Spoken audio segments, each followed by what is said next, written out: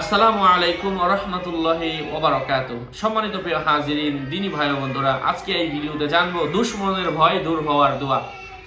দুশমনের ভয়ে আমি আমার বাচ্চাকে বাহিরে খেলতে দিতে পারি না, কারো কাছে দিতে পারি না। দুশমনের ভয়ে আমার ফিশারির মধ্যে আমি মাছ ছাড়তে পারি না, না জানি কখন বিষ দিয়ে মাছগুলা মেরে ফেলে। দুশমনের ভয়ে গরু বাছুরকে আমি ঘরের বাহিরে লাড়তে পারি না, চড়াতে পারি না।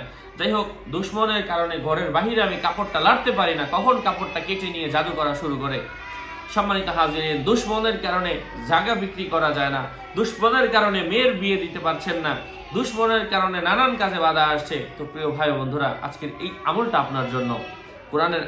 কোরআনুল কারীম থেকে এই আমলটা বলবো, যে আমল করলে আল্লাহ সুবহানাহু ওয়া তাআলা দুশমনের ভয় অন্তর থেকে দূর করে দিবেন।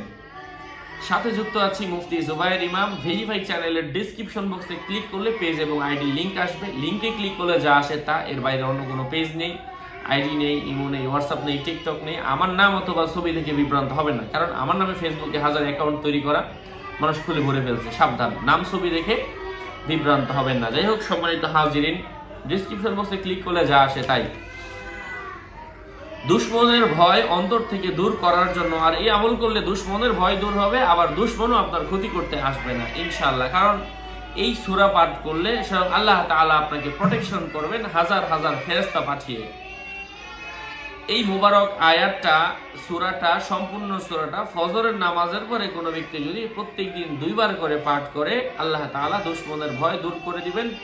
এবং এই সূরাটা শেষ করার পরে কাকুতি মিনতি করে আল্লাহর কাছে দোয়া করতে হবে। ঠিক একই নিয়মে টানা 7 দিন আমলটা করতে হবে। আল্লাহ তাআলা দুশমনের ভয় অন্তর থেকে দূর করে দিবেন ইনশাআল্লাহ। সম্মানিত প্রিয় উপস্থিত বৃন্দ, কথা দীর্ঘায়িত না করে আমি মূল আলোচনা শুরু করছি। দুশমনের ভয় দূর করার জন্য এই আমলটা আমরা করব। আচ্ছা, কোন সূরা? সূরাটা হচ্ছে সূরাতুল আল মুমতাহিনা। ঠিক এই সূরার মাধ্যমে শরীয়ত সম্মত কারণে স্বামী স্ত্রী থেকে তালাক আদায় করা যায়, শয়তানের ওয়াসওয়াসা দূর হয়, বদ জবানির কোনো খারাপ ব্যক্তির মুখ বন্ধ হয়, আবার শয়তানের ওয়াসওয়াসা দূর হয়।